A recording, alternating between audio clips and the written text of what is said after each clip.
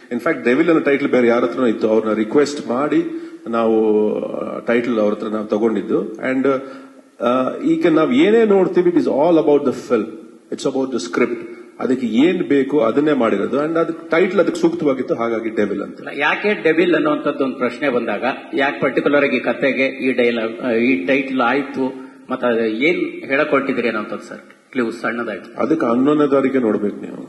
Title sir ಯಾಕೆ ಕತೆಗೆ apt ಆಯ್ತು, ಹೇಗೆ ಕತೆಗೆ ಆಪ್ಟ್ ಆಗಿತ್ತು ಟೈಟ್ಲ್, ಅದಕ್ಕೋಸ್ಕರ ಟೈಟ್ಲ್ಗೋಸ್ಕರ ಕತೆ ಮಾಡಲ್ಲ, ಕತೆಗೋಸ್ಕರ ಟೈಟ್ಲ್ ಆಪ್ಟ್ ಆಗಿತ್ತು, ಅದಕ್ಕೆ ತಗೊಂಡು. Okay sir, Darshan sir life ಅಲ್ಲಿ ಒಂದು ಘಟನೆ ನಡೀತು, ಅದು ಖಂಡಿತ ಚಿತ್ರತಂಡಕ್ಕೆ ಒಂದು ಸಂಕಷ್ಟದ ಪರಿಸ್ಥಿತಿನ ತಂದ್ಕೊಡ್ತು. ಬಟ್ ಅದು ಬಿಫೋರ್ ನೀವು ಶೂಟ್ ಮಾಡುವಂತ ಪ್ಲಾನ್ ಮತ್ತೆ ಅವರು ಹೊರಗಡೆ ಬಂದ ನಂತರ ಶೂಟ್ ಮಾಡಿದಂತಹ ಸನ್ನಿವೇಶ ಎಷ್ಟು ಡಿಫಿಕಲ್ಟ್ ಆಗಿತ್ತು ನಿಮಗೆ ಅನ್ನುವಂಥದ್ದು? ಅಂದ್ರೆ ಸಿನಿಮಾದ ಕೆಲವು ಪೋರ್ಷನ್ ಉಳಿಸ್ಕೊಂಡಿದ್ರಿ, ಅದನ್ನ ಬಂದ ನಂತರ ದರ್ಶನ್ ಅವರು ಆಕ್ಟರ್, ಅವರು ಅವಾಗ್ಲಿ ಅದಾದ್ಮೇಲಾಗ್ಲಿ ಸಿನಿಮಾ ಆಕ್ಟ್ ಮಾಡಬೇಕಾದ್ರಾಗ್ಲಿ ಈಸ್ ಅ ಪ್ರೊಫೆಷನಲ್. ಬೇರೆ ಯಾವುದೇ ತರವಾದ, ಇನ್ಫ್ಯಾಕ್ಟ್ ನಮ್ಮ ಸೆಟ್ ಅಲ್ಲಿ ನಾವು ಫಸ್ಟ್ ಫಾಲೋ ಮಾಡೋದೇ ಅದು. ಆಕ್ಚುಲಿ ಏನಂದ್ರೆ ವಿ ಆರ್ ವೆರಿ ಪ್ರೊಫೆಷನಲ್. ನಾವ್ ಅಲ್ಲಿ ಬರೋದು ಎಲ್ಲರೂ ಅಲ್ಲಿ ಅಷ್ಟು ಜನ, ಯಾಕಂದ್ರೆ ಒಂದು 400-500 ಜನ ಒಂದು ಸೆಟ್ ಅಲ್ಲಿ ಸೇರ್ತೀವಿ, ಅಲ್ಲಿ ಒಂದು ಕೆಲಸ ನಡೆಯುತ್ತೆ.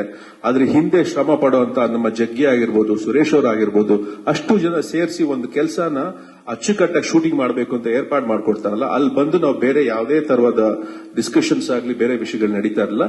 It was a pure work energy and work that happen. So ಯಾವುದೇ ಡಿಫರೆನ್ಸ್ ಇರಲಿಲ್ಲ. ಕತೆ ಚೆನ್ನಾಗಿ ತಲೆಯಲ್ಲಿ ಎಲ್ಲರಿಗೂ ಕೂತಿತ್ತು. ಅದು 1 ವರ್ಷ ಅಲ್ಲ, ಯಾಕಂದ್ರೆ 2018 ಟ್ರಾವೆಲ್ ಮಾಡ್ತಾ ಇದೀವಿ ಅಂದ್ಮೇಲೆ ಆ ಕತೆ ಎಷ್ಟು ಚೆನ್ನಾಗಿ ಅವ್ರ ತಲೆಯಲ್ಲಿ ಕೂತಿತ್ತು ಅಂದ್ರೆ ನಾನೇ ಏನಾದ್ರೂ ಒಂಚೂರು ಮರೆತರು ಕೂಡ ದರ್ಶನ್ ಅವರನ್ನ ನನಗೆ ಜ್ಞಾಪಿಸ್ತಾ ಇದ್ರು. ಸೊ ಹಾಗಾಗಿ it was always a proper professional approach ಅಷ್ಟೇ. ಪ್ರಕಾಶ್ ಸರ್, ಅನ್ಫಾರ್ಚುನೇಟ್ಲಿ ಚಂದನ್ ಅವ್ರನ್ನ ಈ ಸಿನಿಮಾದಿಂದ ಹೊರಗಿಡ್ತಿದೀವಿ ಅನ್ನುವಂತ ಪೋಸ್ಟ್ ನ ಸ್ವತಃ ದರ್ಶನ್ ಸರ್ ಸೋಷಿಯಲ್ ಮೀಡಿಯಾದಲ್ಲಿ ಪೋಸ್ಟ್ ಮಾಡಿದ್ರು. ಯಾರನ್ನ ಚಂದು ಅವರು ಆಕ್ಟ್ ಮಾಡ್ತಾ ಇದ್ರು ಈ ಸಿನಿಮಾದಲ್ಲಿ, ಬಟ್ ಹೊರಗಡೆ ಇಡ್ತಿದೀವಿ ಅನ್ನುವಂಥದ್ದನ್ನ ಪೋಸ್ಟ್ ಮಾಡಿದ್ರು ದರ್ಶನ್ ಅವರು. ಚಂದುನ ಯಾವ ಚಂದು?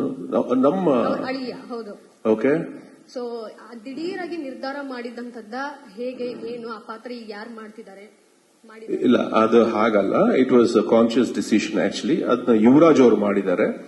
ಸೊ ಯಾಕಂದ್ರೆ ಚಂದು ಲಾಂಚ್ ಮಾಡ್ತಾ ಇದೀವಿ, ಅವ್ರು ಲಾಂಚ್ ಆಗ್ತಾ ಇದ್ರು ಹೀರೋ ಆಗಿ. ಹಾಗಾಗಿ ಅವ್ರದ್ದು ಎಲ್ಲ ವ್ಯವಸ್ಥೆಗಳು ನಡೀತಾ ಇದ್ದಾಗ ಈ ಚಿಕ್ಕ ಪಾತ್ರ ಬೇಡ ಅಂತ ಹೇಳಿ ಅದು ಡಿಸಿಷನ್ ಆಗಿದ್ದು. ಹಾಗೆ ಆ ಪಾತ್ರ ಕೂಡ ತುಂಬಾ ಒಂದು ಸ್ಟ್ರಾಂಗ್ ಆದಂತ ಒಂದು ಕ್ಯಾರೆಕ್ಟರ್. ಹಾಗಾಗಿ ಯುವರಾಜ್ ಅವರು ಆ ಕ್ಯಾರೆಕ್ಟರ್ ಮಾಡಿದ್ರು.